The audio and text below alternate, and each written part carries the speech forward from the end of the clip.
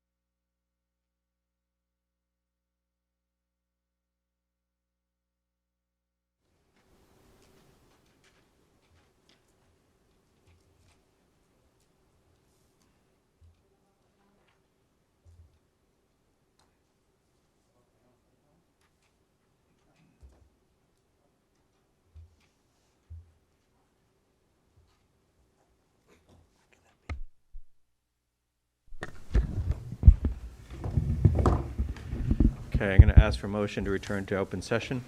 I'll make that motion. Second. Any opposed?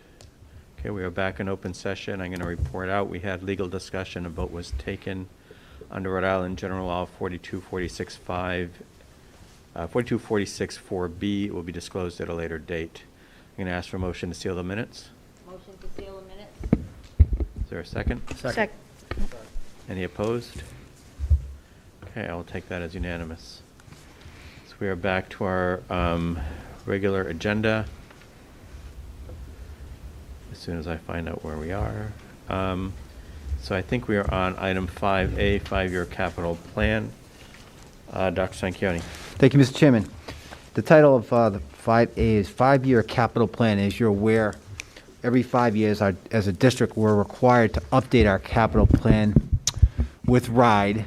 And the main purpose of that is that everything that's on that capital plan then would fit into the reimbursement procedure policy that Tiverton qualifies for. So it's really important that we keep this plan updated, that it's approved by RIDE, so that every time we complete a project, we can qualify for reimbursement. So I'll draw a corollary. As you know, the last major project we did was the refurbish 4 of the bathrooms, 2 at the middle school, 2 at the high school. And we submitted that project, and there was a 35% reimbursement on that project. So you can see the intrinsic monetary value to get this done, but it's also important for us to create a plan that expresses the needs both educationally and facility-wise for the Tiverton Public Schools. So we've been fortunate to be working with RGB architects on this plan. They're sort of taking the lead and working our way through it. So we're fortunate tonight to have 2 of their associates with us, Tracy Donnelly and Andrew Barkley. So I'm going to bring them up on the big screen with you.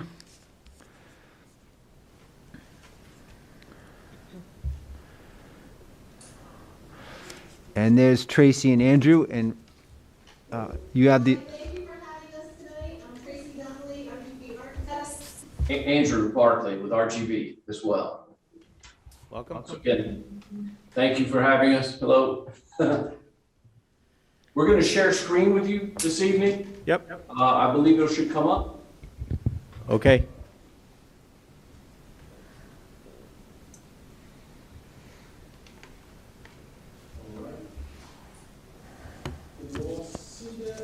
Yes. I think so, yep. Okay, thank you. So we're putting together a fairly quick presentation on where we are in the process in terms of Tiverton and where we need to be relative to RIDE Stage 1 and then moving forward into RIDE Stage 2 process. So we put together this and we'll move through it fairly quickly, but so far we've had a number of, just to get right into it, we've had a number of vision sessions with principals and administration, some parents. I believe there was a school committee member with us. We had a few students even. So these visioning sessions were really about trying to have a conversation about where Tiverton is right now in their district, your district, and then where you might want to go in the future. And we broke these down into, like we're doing tonight, these Zoom sessions so that we could talk about the educational environment that you have currently, the leadership and what you might need in terms of spaces for your administration and your teachers to effectively instruct students. We've talked about special programs in your allied art programs. We also have gone through and looked at technology, your current technology, which actually had to go very quickly into some updates because of COVID. And then we've also looked or discussed the technology and then security and the safety of the schools and what that presently constitutes and what it might be in the future. So this is just a quick slide talking about where Tiverton is and the pieces of the puzzle that move together to create the district as a whole. We've had workshop sessions. We've had, or we've asked actually already commissioned a demographic report to be done. This was kind of a request by RIDE to, when we met with them, to look at Tiverton and the demographics to forecast what your enrollment may be in the future. And actually the report will go out for the next 10 years. But part of the stage 2 process, RIDE will ask us to look at where you are currently, project out, forecast out to 5 years, and we'll work with that number in terms of your school's capacities and utilization rate. So probably enough of that, but that's where we are. To check back in, this is kind of a diagram to help understand where you are right now. Yeah, for anyone that's not familiar with the RIDE process, this is just kind of an outline of the steps you have to go through to get that approved necessity of construction, which makes any of the projects that you do eligible for reimbursement. So without going through this process, anything that you do, you can't then go back to the state and get your reimbursement for it. So it starts out with obviously letter of intent, a stage 1 application, which just identifies need, the stage 2 application, which is the development of the solution, identifying the cost that you're asking for reimbursement for. We're in the middle of that process, halfway between the stage 1 and the stage 2 application, starting to form from some of those educational visioning sessions, what kind of enhancements you would need. It would be educational enhancements in addition to any health and safety items. Right. Once you get approval from RIDE, it's like kind of like a line of credit. And then you start to draw whatever projects you are working on. And depending on the size of the project, you could put in that next June 30th for reimbursement and get your reimbursement back for that. RIDE's also offering these bonus incentives, which each one is an additional 5%. So you could be eligible for up to about 50% reimbursement with your 35% base share ratio and 5% bonus incentives. We may have skipped over it, but touching on this, your capital improvement plan or your 5-year capital improvement plan is really the underlying component that we're putting together. So we've done facility assessments of each school.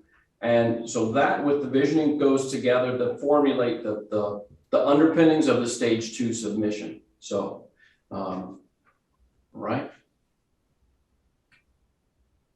When we were looking at each school, we need to evaluate them kind of independently, but again, across the whole district. And it came to light that there's always a priority for health and safety and accessibility. And so the older schools, of course, are typically required or have greater need. I know last year you did a lot of work with HVAC, like air improvements. I know you've done some lighting improvements. And roofing replacements. Yes. So we found, it's not fine. In evidence is you have some abatement potential that you could do with flooring replacement. There's some need for your plumbing systems to be upgraded or renovated. You have aged or antiquated, especially at the middle school and the high school. And then just basically looking at the infrastructure, like literally the bricks and mortar building needs are the things that we look at for health and safety for across the district. So some of the other requests or things that could be looked at would be gymnasium modernization, especially at the middle school. You have some aged bleachers and lighting and the wall divider that separates the space into 2 usable or multiple usable spaces could be improved. And then also there's a notice in for telecommunications and infrastructure. And I think this really came to light in speaking with Peter too, that an automation system where the administration has the ability to monitor and check all schools remotely. And this came to light that you can visually see or digitally find out what's going on in terms of the systems at each school. So that was something that has been considered and in this plan. Did I say that right? Mm-hmm. All right. We looked, this is a kind of an overall or a general kind of need or desire that educational enhancements across the district. We could look at betterment of the high school auditorium space. We could consider doing some additional STEAM or science and engineering related projects, especially focusing on science, technology of aquaponics or environmental studies, potentially looking to create a greenhouse. And even at the middle school level, that could be considered as well. When the students get a little bit older and have more hands-on need to understand that focus. So there is some requests for outdoor learning environments across the district at the elementary schools, classrooms where the students can get out in good weather and possibly even poor weather to understand nature and their environment and have a safe place, but a purposeful place for students to have class outside of their normal classroom. So, yeah, and also a conversion of the libraries to more of like a high-tech, flexible, multimedia type center. That would be for the elementaries, the middle, and the high. It could be applied to that. Right. So we go into a little bit more specific nature. We're looking at enhancements at the high school and middle school, just as Tracy was saying, that looking at components of what could we do to the library, the existing libraries, how could we give new life or create different environments for the courtyards at the high school and the middle school. There's a focus at the middle school to upgrade the science labs, both at high school and middle school level. And it's really fortunate in a way that you have a courtyard that is surrounded by your science labs. And that's kind of a fantastic thing to think about how that might be reconfigured to be more useful. And then again, on the far left is this on the second floor at the middle school, turning the existing library into smaller reflective spaces, small group spaces, potentially even spaces for staff when if they don't have constant teaching load, that they could work within that library space and make it more flexible and more adaptable to different types of instruction. So that's a quick overview. It's not been determined exactly what that looks like. That's why you see blobs and orbs, but it's about the concept behind what may become there. Outdoor teaching, environmental studies as well.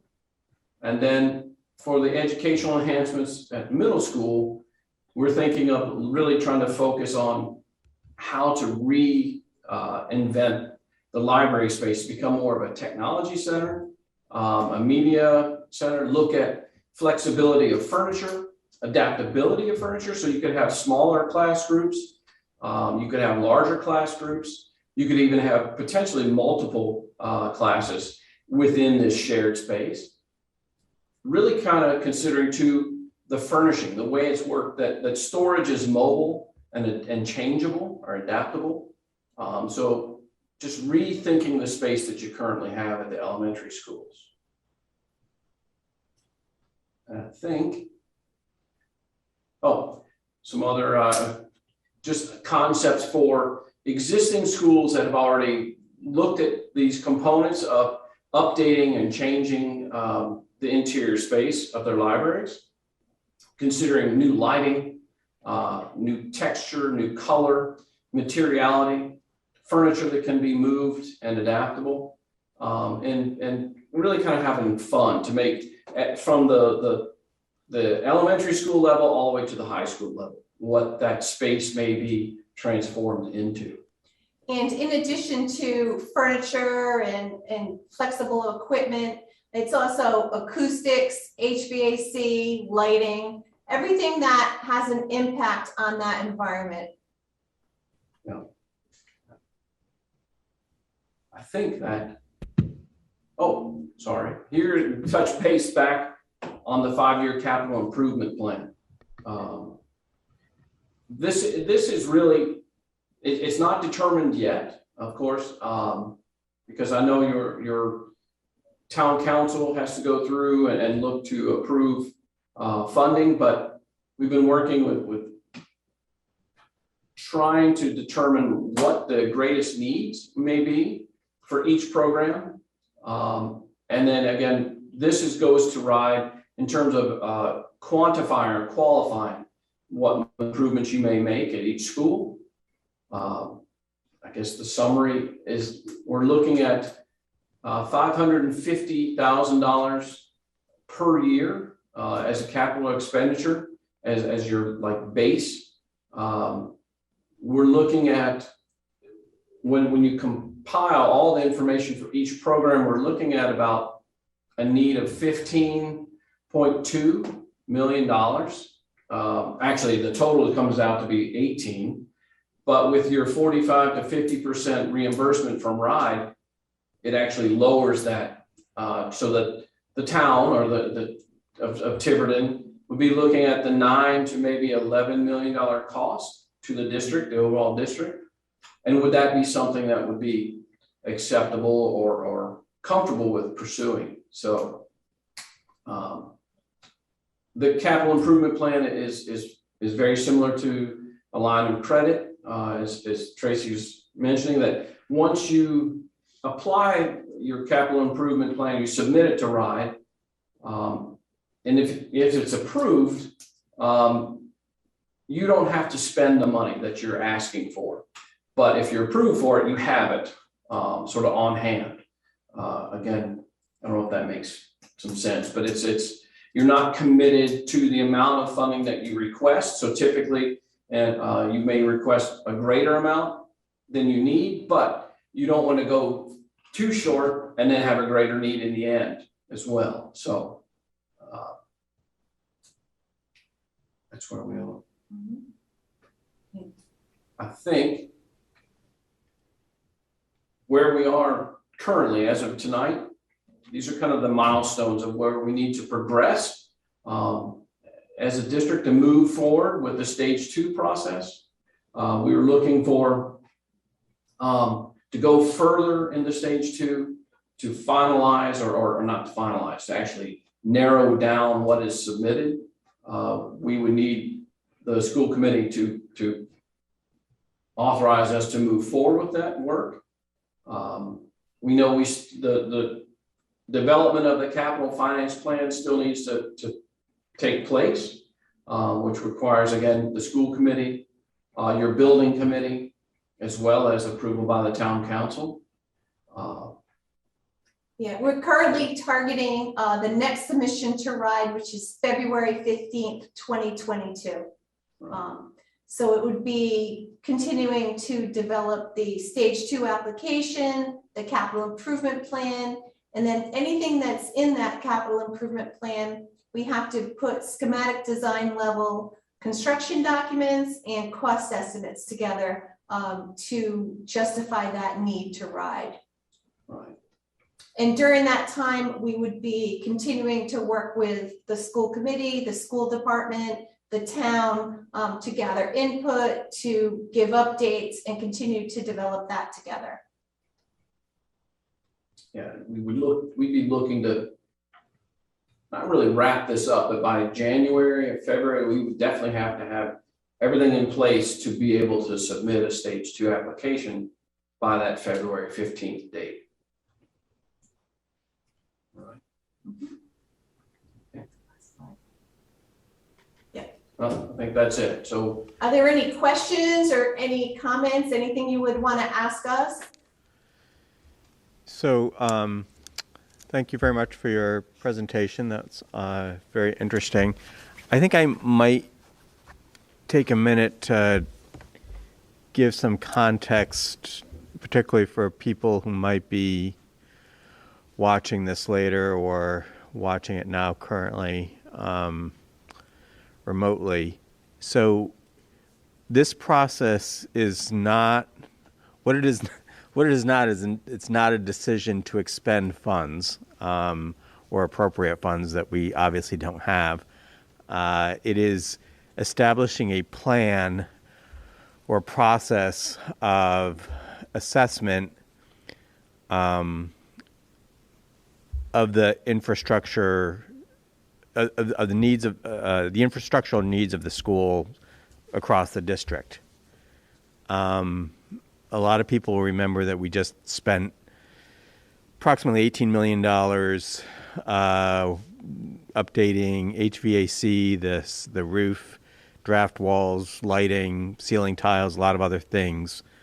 That was all necessary and important, and the town was very generous in doing that to the schools.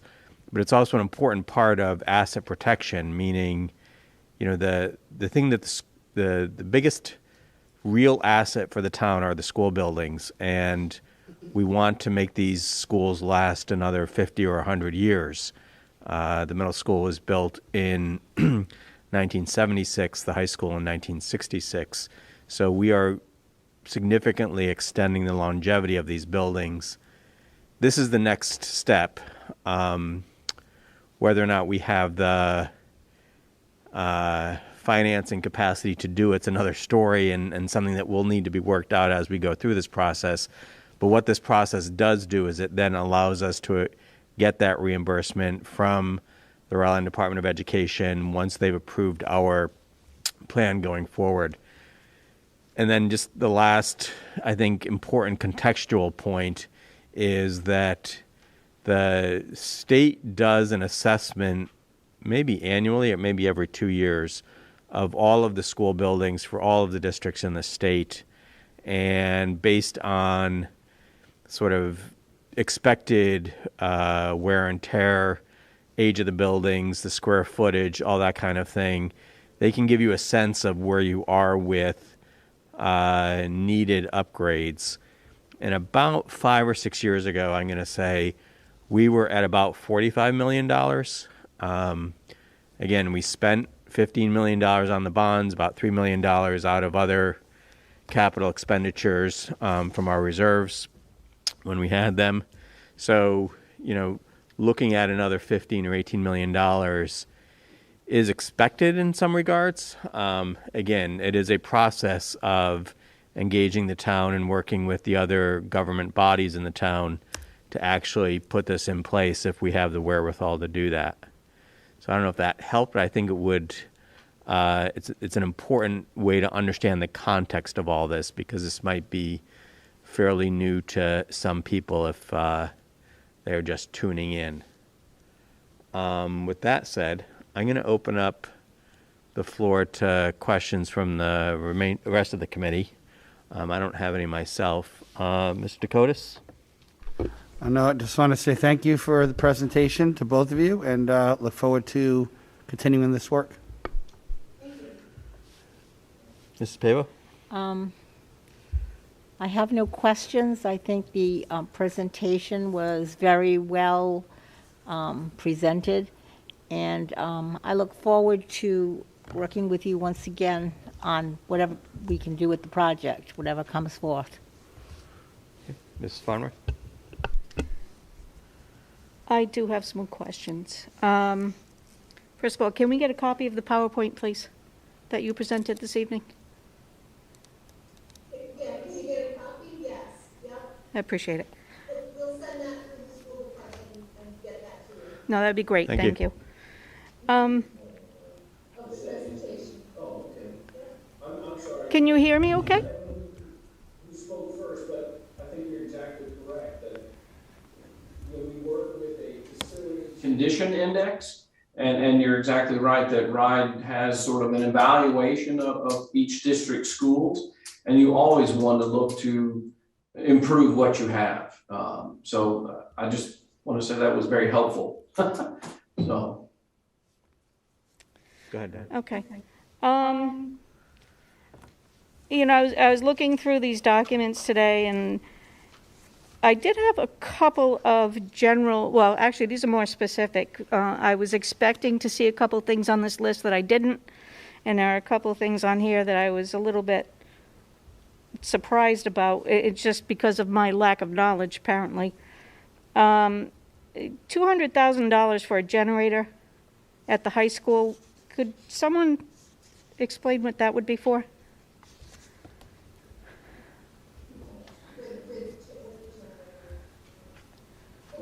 Emergency power, yeah. That's just backup power, for the high school. Do we consider that a critical need for a building that's only occupied during the day? Generally in good weather?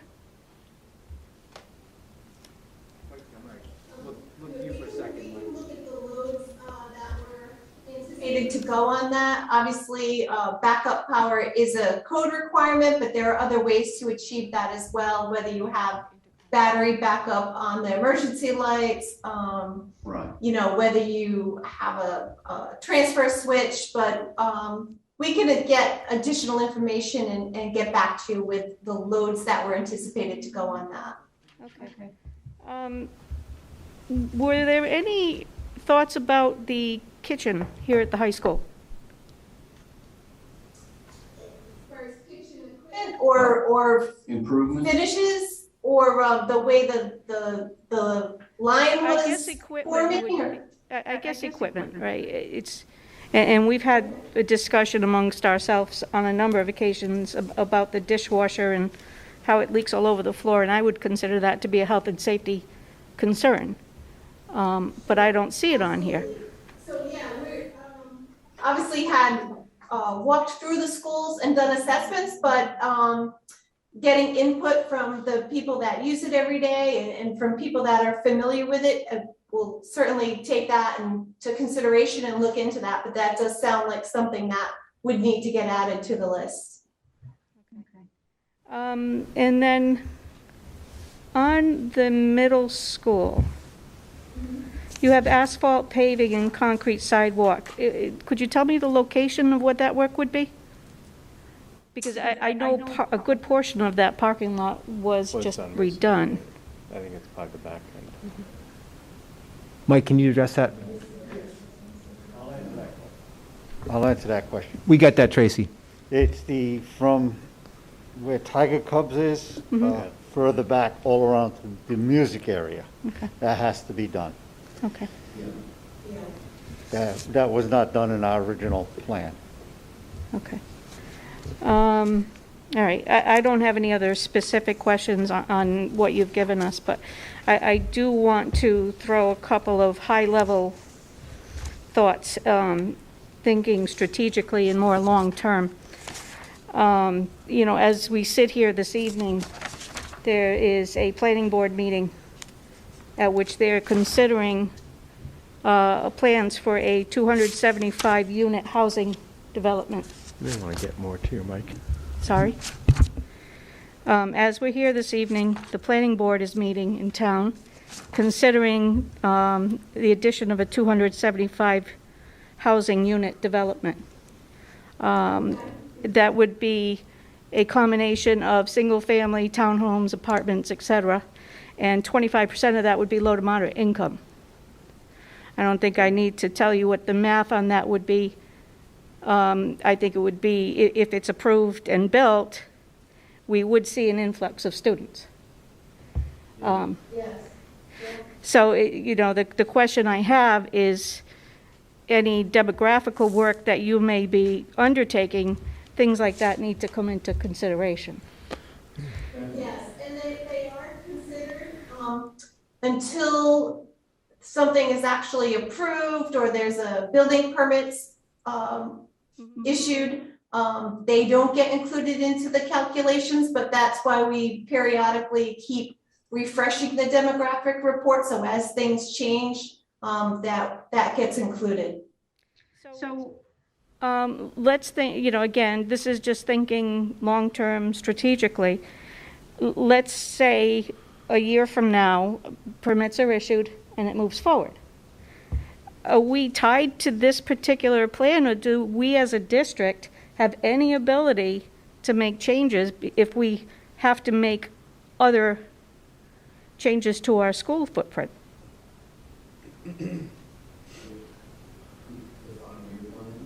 So you can make some changes, Yeah. whether if it's a significant change, it would probably have to go into another application, but that's why every 5 years you want to keep an open application to ride.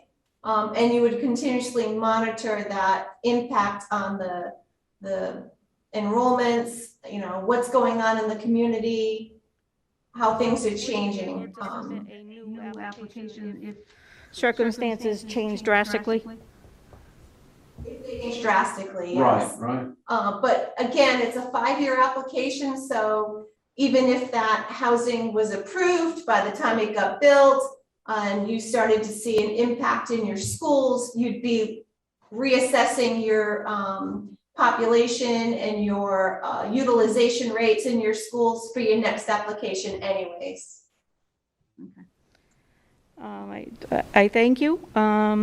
You know, it was just something back of my mind that said, you know, and we could go the other way, right? Our enrollment numbers. You will have some indication.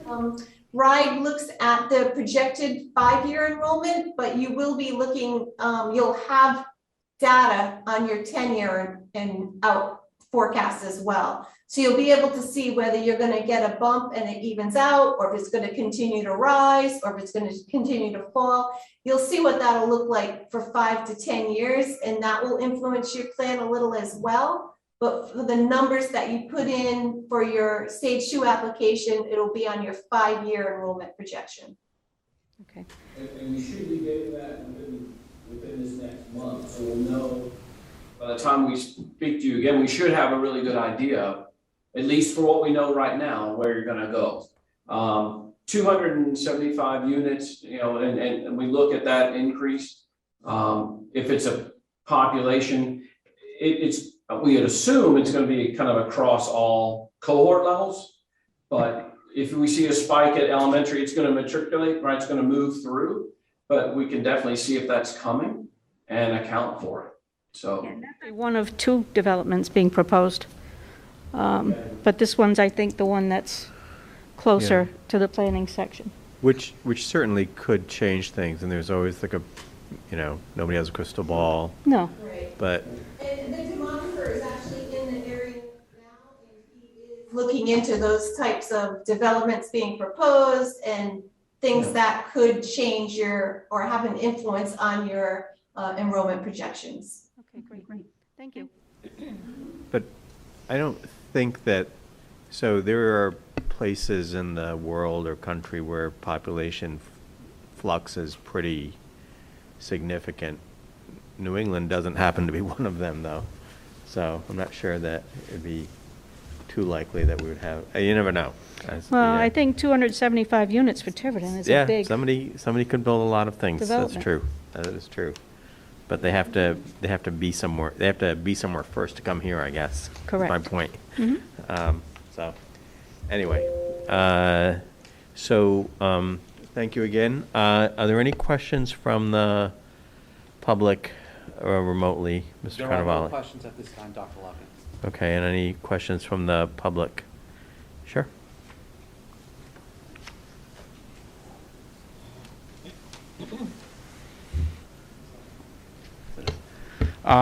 John Quirk, 1974 Crandall Road. To give you some background, I am a safety and health engineer, CSP. I watched the presentation. When you talked about health and safety, my first question would be, are we dealing with any materials that have to be abated out of any of the schools at this point? Yes, we are. Flooring, particularly in the middle school. Is that asbestos we're looking at? Yes. Is the asbestos in any way disturbed? No. So why you want to rip it out? any area that we may affect Unless you're doing construction where you have to remove it, because it's intact, right?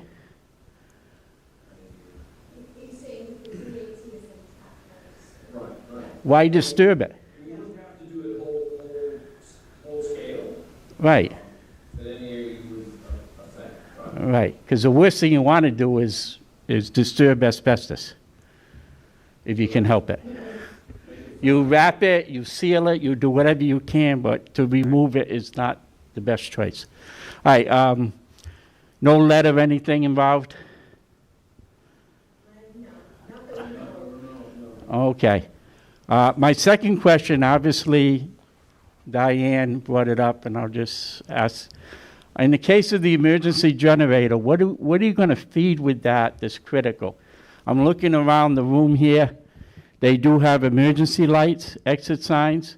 I got to expect those are all on battery. Your fire alarm systems are all on battery already. She's right. The kids are in the school during the day. It's just not the generator. You're going to have to maintain it annually, which is a cost. You're going to have to feed it fuel, which is a cost. I'm trying to figure out why that, what purpose that generator is going to serve. And I think, Mr. Quirk, they, We have a write-up from the assessments that were done by our engineers. We can look into that and get back to you with what the load on that generator was anticipated. Yeah, because I just don't see anything at the school that you would need the generator for if you already have battery backup systems on the critical components. Dr. Larkin?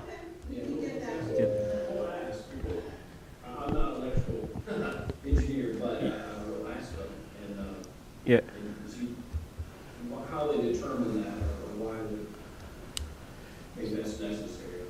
Yeah, because that, it's a big chunk of change, and it's not only the equipment, it's the maintenance and feeding the generator with fuel. I assume it's going to be gas? Yeah. Okay, so it's not diesel, it's gas, but you still have to feed it gas, and that's at a cost to the taxpayer into the school community. Yeah, so I think one of the important things to understand is that every one of these line items is by no, we're in the weeds a little bit here by talking about individual things that eventually we may get to that point. Okay. This is just sort of what a 30,000-foot view of what is recommended in order to bring everything up to where it could be. And I think "could be" is the operative word here. Okay, So- those are the two items I saw Okay. that I looked at and said, from my experience, I'm not sure why it would be even considered at the present time. So I thank you, and Okay, I'll go back to my seat. okay, Thank thank you. you. All right, so, again, thank you guys. I'm sure we'll be talking again. But I think that's enough. We're finished with that item for now. Do we need to vote on this to Nope. The submit? next time when we'll have to submit it, we'll come back to you for a vote. Okay, all right. Thank you, guys. They're gone. Thank you. Bye. Thanks, Tracy. Thanks, Andrew.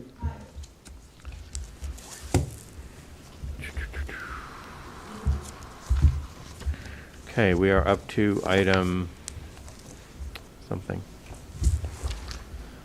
Lost my agenda. 5B, the building committee. Dr. Sanquioni. Thank you, Mr. Chairman. So as you heard, and you saw several times throughout that presentation there, RIDE does require a building committee to help work with your 5-year plan, and then once projects are selected for funding, to have your building committee become part of that. You may recall, there was a building committee in place for all the renovations that took place at the high school and at the middle school most recently. So our building committee right now is rather dormant. Several members have come off the committee. The committee members who were still in town who were on the committee, I'm not sure if they still want to participate on that. So I wrote up a little description of what the purpose of a building committee, why it's required by RIDE in their legislation, and the idea to go back out and solicit community members to formulate a new building committee. So I want to get the committee's input on that and see where you want to go with it next. Okay, I'll open the floor to questions. I assume you all have that document. I think it was sent separately, or was it not? It's in our package. Yeah, okay. I just can't call it up right at the moment. Mrs. Farnworth. Start at that end. Dr. Sekiuni, how do you intend to advertise? To all of our channels. I'd work with our Director of Communications and hit every possible channel, including the newspaper, because we know that there are community members who have expertise in some of the areas that we're going after, but may not have children in our system. Will there be an application or something developed to make it easier on people? Absolutely, yeah. Okay. We've taken some documents from other communities who've done this type of thing. No, I think it's great. Thank you. Is that it? Mrs. Pavo? I have nothing. And Mr. Dakotas? The only question I have is, when you did this the last time, how many members of the school committee were on that? Do you One. remember? So just one? Okay. So what would your vision be, Dr. Sanquioni, because it says members, would it be a couple? I think that's the Probably committee's two. decision on that. I Okay. mean, you're all going to be part of the vote anyway, so everything that's approved, as one of the as the document says, I mean, you have final approval for any spending in the district, but if you want to sit at the table and actually see the development of a project and work with the architects and things of that nature, then I think the committee needs to decide that. Okay. Yeah, so operationally, the committee, the building committees, I guess every time there has been one, and this is, there's been more than one, have been committees not of the school committee, but to the superintendent.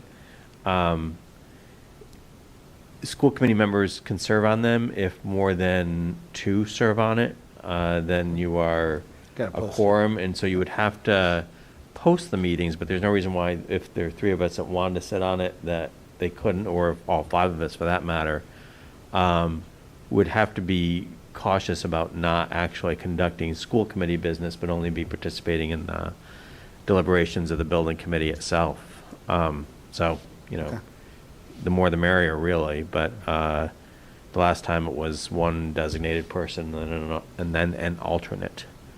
And it is important to, engage as many community members as we can.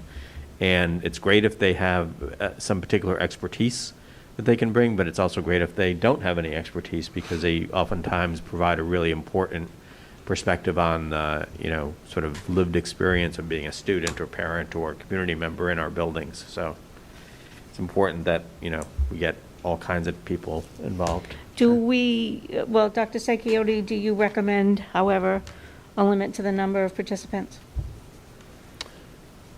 You certainly want to have a working committee, a number that you can, I think you start getting the larger numbers and it becomes unworkable. The committee that was most recently that I served on at the end, I think was 10 max maybe, and that seemed to work well, 10 to 12 in that range. Yeah, I mean, we probably had 20 people or more, maybe not more, between 15 and 20 people at all the meetings, but that sort of included architects, builders, Right. contractors. Oh, those are Principals, that kind of the people. workers, but the committee members themselves, coming from our community. So people that were not either school committee members, principals, administrators, or sort of professionals involved in the work. Was it about Five five? or six. Five or six, yeah. Sue Zimick, Mr. Odell, Tyler Beck, Dave Perry. Dave Perry, Jim Odell. Jim Jim Odell. Odell. Sorry, I can't remember. There must have been somebody else, but I'm just sort of blanking.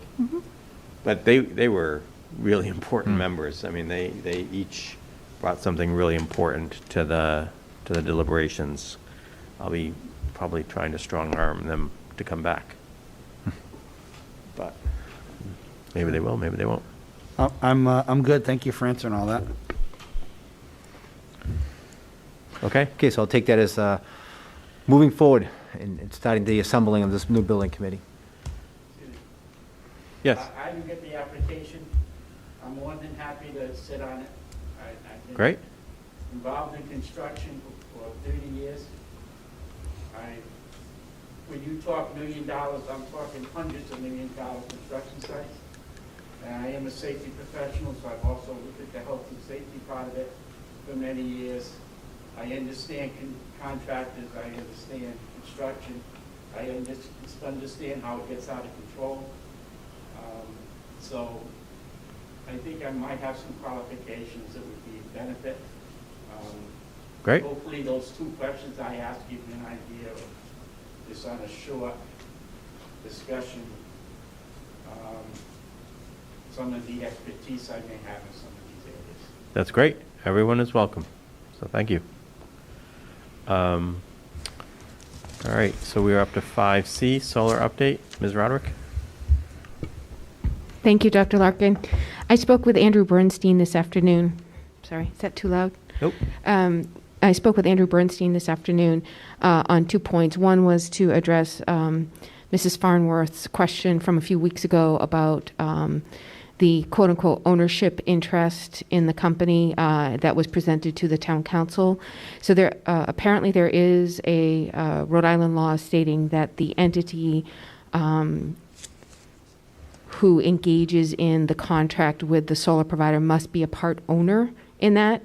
And what was provided to the town council was what was called a sublease. There was really no purchase of any sort of interest in the Kearsarge company, and that he said we will be receiving something similar in the next 3 to 4 weeks for the committee to vote on. But the nuts and bolts of it is basically it's just a pass through that yes, we are sort of a sublessee, but all the liability flows through us to Kearsarge. The second thing I asked about the project itself, he's expecting for it to begin to be built in early 2022. He explained that the reason for the delay, apparently, as he explained it, I didn't have a chance to verify, but is that the within the town of Warwick, which is where the field apparently is going to be located, there's a new solar ordinance, new planning board, new mayor, all of who had different ideas about what was going to happen with the project, which is located at a place called the Beagle Club, where they used to, years ago, train dogs for hunting and so forth. There's a lot of vast open land. And so there was some, I guess, change in ideology within the town or within the city in terms of that. In addition, apparently, he said that the city of Warwick did not hold Zoom meetings for the better part of the COVID period. So everything was at a standstill. Again, this is what he's telling me. He said, however, things are now moving forward again, and he expects to have formal approval from the city within the next 3 to 4 months, which would be on track for beginning to build in January or so. But I wouldn't expect to see any sort of financial benefit on the system for at least another year. But he did say that the long procurement items, the things that take a long time to purchase, have already been purchased and are awaiting installation. So as soon as he gets approval, the project will begin. That's about as much as he was willing to share today. Okay, thank you. Any questions from anybody on the committee? Amy, thank you You're welcome. for looking into that. It's interesting that you mentioned Warwick, because I could have sworn when we entered into that agreement, we thought it was somewhere in South County. Yeah, And that's a that pretty big it place was not to have anything going on for a year. going to be, and I can't remember the terminology, but they were going to Brown be land. using brown, Brown land. thank you, Jerry. Brown University land? No. No. Otherwise They won't be unusable using that, I land. can assure Okay. you. For example, building them on former landfills, et cetera. So, yeah, it's sort of land that is not sort of industrial Suitable. wasteland sort of stuff. Well, I can certainly reach out to him again. I was not aware of that, so I can certainly, I really took what he told me at its face. Yeah, no, and that's fine. It'd be interesting, though, when they do send you information, to see exactly what it is. It was I a can con- certainly also look at the contract that was signed to see if it specifies a location. I didn't happen to notice it, but to be honest, I also wasn't looking for it, so. It may not have actually been in the contract. It doesn't I don't have it. remember. was. Okay, I doubt if it was. okay. Yeah, but, okay. Thank you for looking into that. You're welcome. Eventually, a dog always shows up.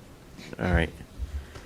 So we're on item 5D, first student bus. I'll take the lead to start. I know Ms. Farnsworth had asked me to put this on the agenda.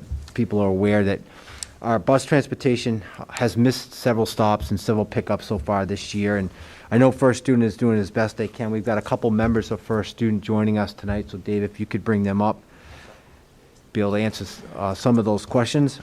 I did provide you in your report a transportation update that I received from them on a weekly basis, just to give you a sense of the drivers that they need, the drivers that they have, the ones who are in training, how they're going out and trying to recruit things. I'm in constant contact with the location manager, Sherry Del Toro, here in Tiverton, and I truly believe that they're doing all they can to try to rectify this as soon as possible. But with that being said, I know you have some questions, so I don't know if you want to start, Ms. Farnsworth, or we can just go right to the people at First Student.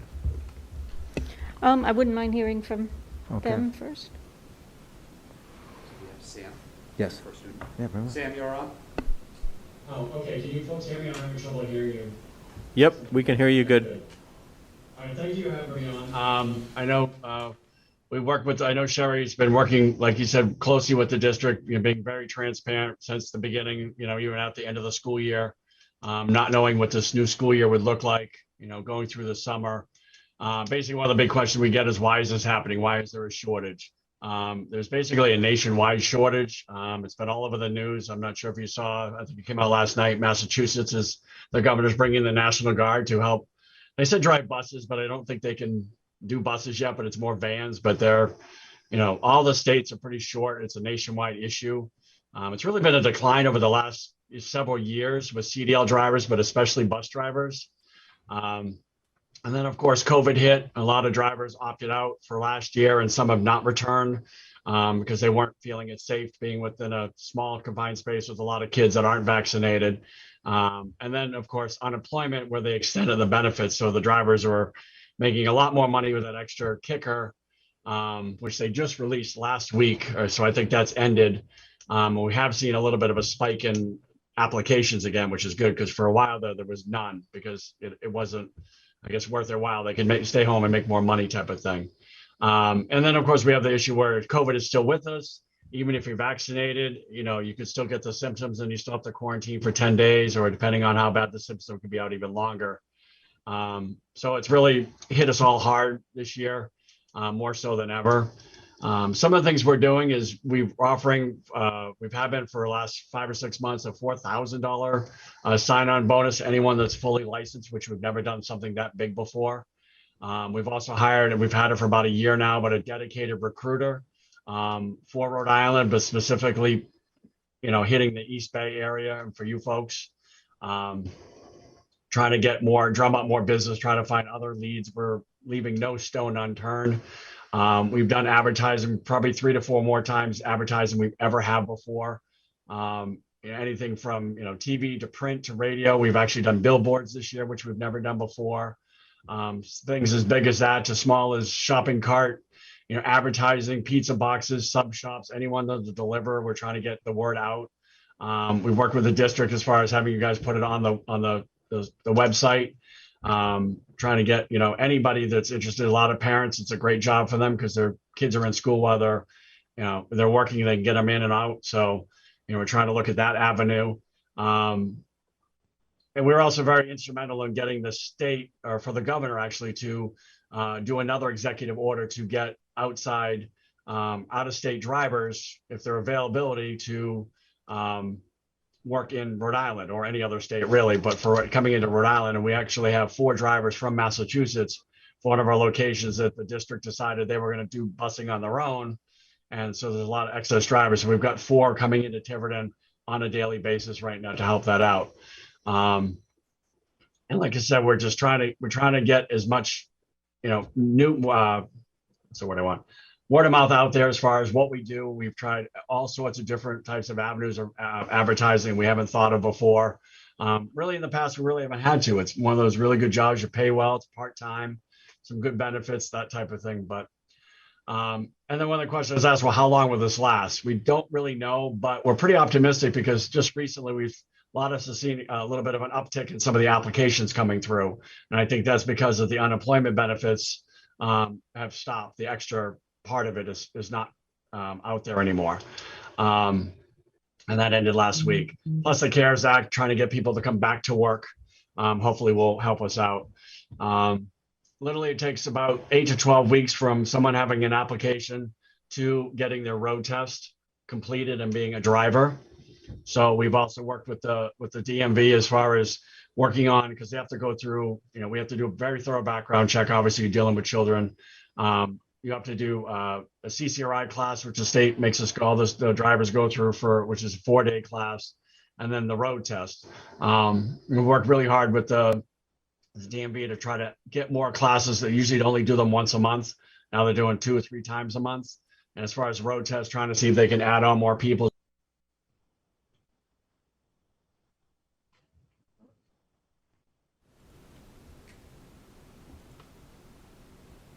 Did he mute himself? I think you may have muted yourself.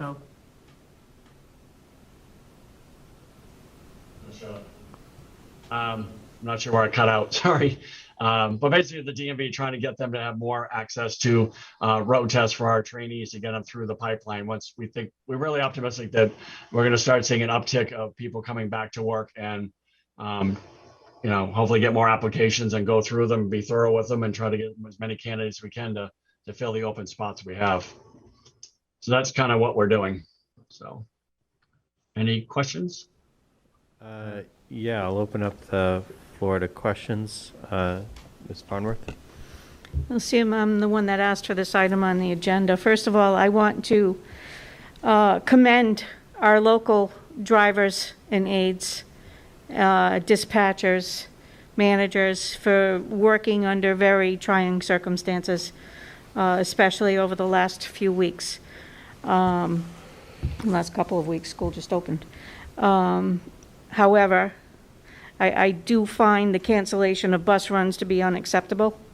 I think our parents are counting on First Student, and First Student is failing us.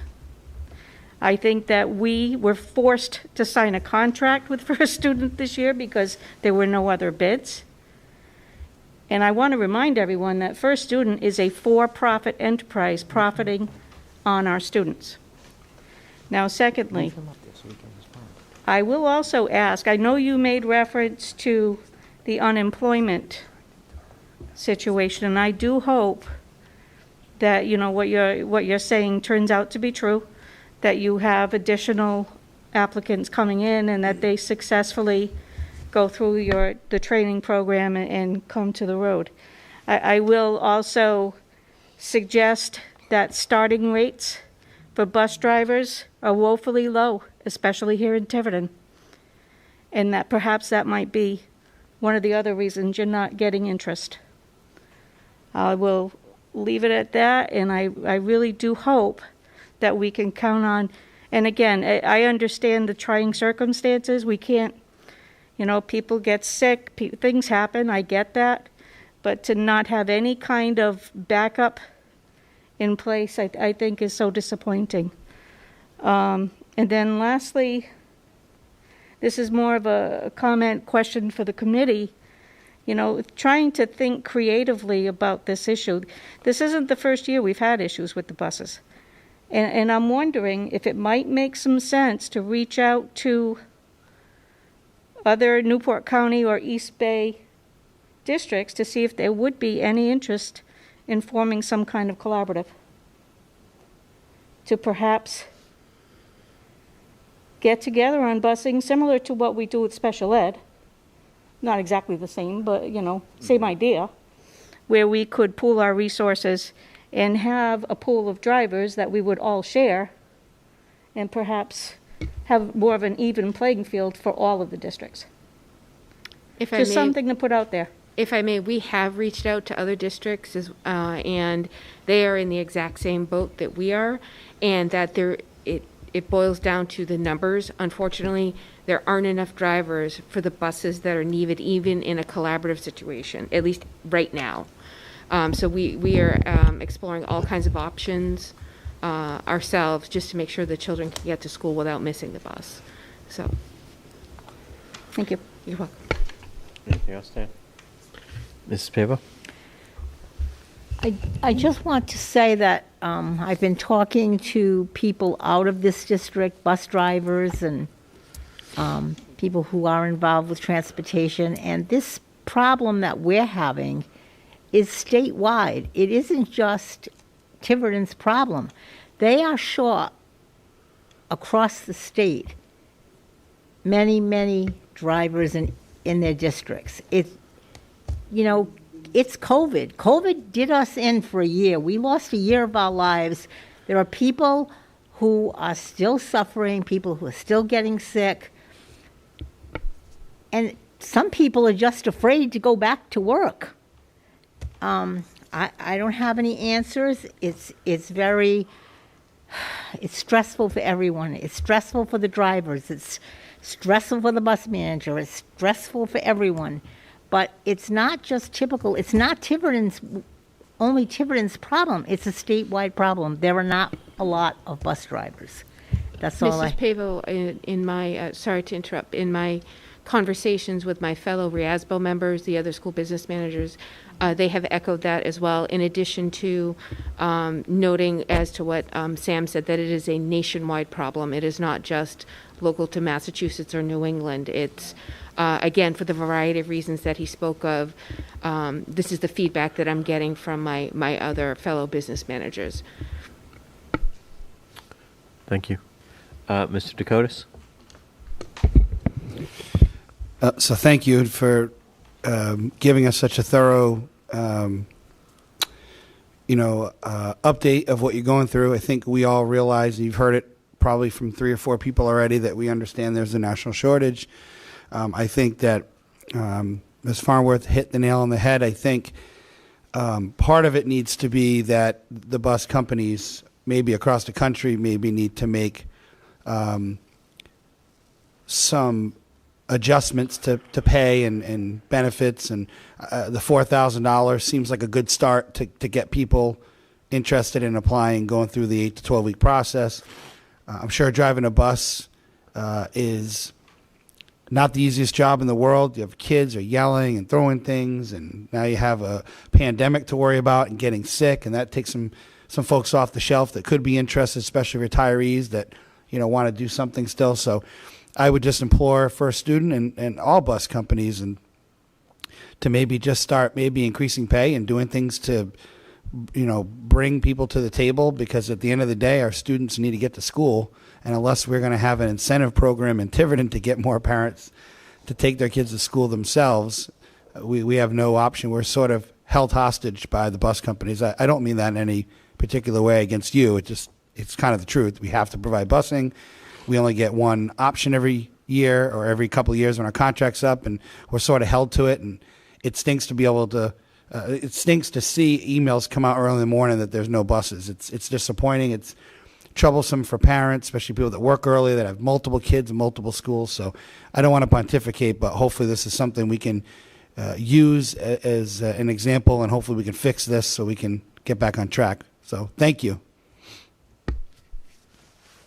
Okay. So I guess somewhat like others, I'm disappointed that we signed a contract with one bidder that we had to, that had a really substantial increase associated with it. And then this is a service. And I understand that seems to be more national or due to forces outside of your control, but it's hard not to be disappointed. I think the biggest question I have, though, is there some way of being able to notify parents sooner than the morning of or the night before? That, I think, is, luckily I have not been personally affected, but that's the thing that would drive me the craziest, is to hear,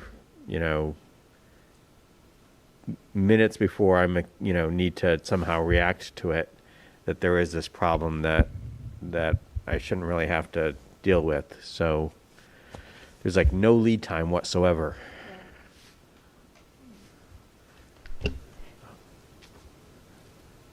I don't know if you want to answer that question, or did you understand it or hear it?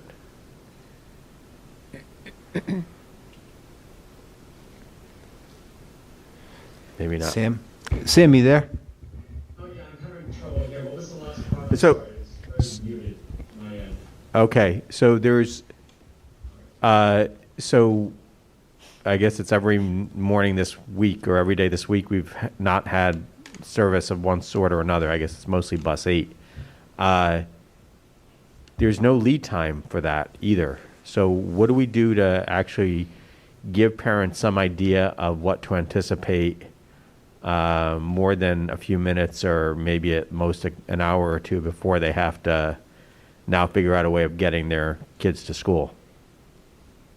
Well, if we know ahead of time, I'm sure the manager there can reach out to the school it's to be affected or the schools. A lot of times we come in the morning and then depending on who calls out, they don't usually give us always the best lead time to call out sick. I know Sherry's there very early in the morning trying to get routes established and ready to go. So that's kind of the problem is we don't have any backup really type of thing. I know she's on the road a lot. The dispatcher's on the road. So it's, if someone gets out, we know the night before something, we can certainly put that out. But a lot of times we don't know until the morning of when it happens. And that makes it kind of difficult. I'll work with Sherry to see if there's a way we can contact people and let them know as soon as we know. Okay. And I think in fairness, we did get one notice the night before. Yeah, the last one was the night before. Yeah, which was, Okay. I'm sure, helpful. All right. I was going to say, similar to when we've had no school for inclement weather, if there could be some kind of a time frame that the superintendent could be notified and then some kind of a notice go out immediately. It is a time factor. Yeah. I know I got a notice from a parent last week, doesn't matter. She sent me an email at 6:32 that there would be no bus such and such, morning or afternoon, and her child wouldn't be coming to the after-school program. She was keeping him home.